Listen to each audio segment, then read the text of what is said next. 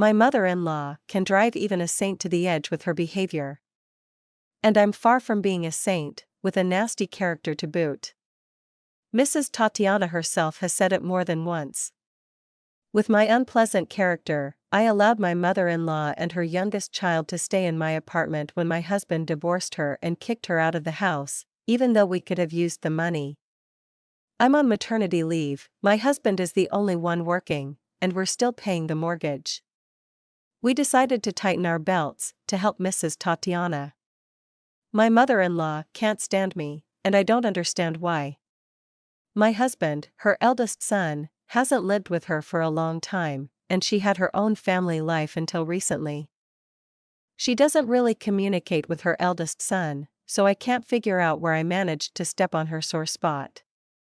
Although we didn't interact with Mrs. Tatiana often, she always tried to say something nasty to me at every meeting.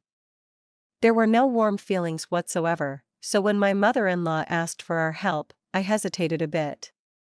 But then I reasoned that if we didn't let her into my apartment, she would rent a place and start squeezing money out of her eldest son, and who knows how much that would cost. So it was easier to let her into the apartment. At first, my mother-in-law was thrown off balance, so she just quietly thanked us and went to rebuild her life and think about her future. But she settled into her new place quickly, after which she returned to her old behavior. Everyone owes her. Nothing in the apartment suited her.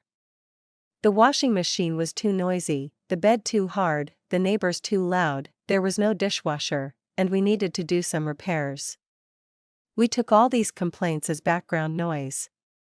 I didn't expect my mother-in-law to start showering us with gratitude. But I thought she wouldn't badmouth the apartment where she lived rent-free, only paying for utilities. By the way, she also wanted to burden her eldest son with the utility bills, but he told her he didn't have the money. Then my mother-in-law switched to the topic of money, saying her son doesn't have money for his mom because he's burdened with me, the breadwinner.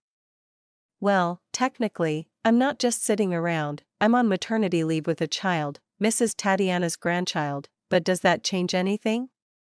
I'm a freeloader, living off my husband. In conversations, she often brought up examples of acquaintances of her daughter-in-law who manage to work during maternity leave and don't make their husbands carry the load alone. I listened to these conversations for 6 months, and then my patience ran out. I told my mother-in-law that her words had reached my heart, so I wouldn't be dead weight hanging off my husband's neck anymore. I would start earning income. And my income would be passive, I'd rent out the apartment. Yes. The very one where my mother-in-law and her youngest son are now comfortably settled. What else could I do? My husband is struggling. My mother-in-law could rent an apartment herself, we'd even give her a discount as a relative. Or she could vacate the premises if these conditions don't suit her. I gave her 3 weeks to move out. During this time, she can find an apartment that suits her. Another question is whether she has the finances for it, but I'm not particularly interested. My husband, whom Mrs. Tatiana turned to, shrugged and said that the apartment is mine, and I make decisions about it too. He added that he could only allocate up to €20 for his mom as financial assistance. We discussed this amount for a long time. I was completely against him giving her anything at all. She works, her son is grown up, there's no need for him to support her, so let her earn her own living. And now I'm determined to contribute some money to the family. My husband's mother was right, you can't just sit on his back.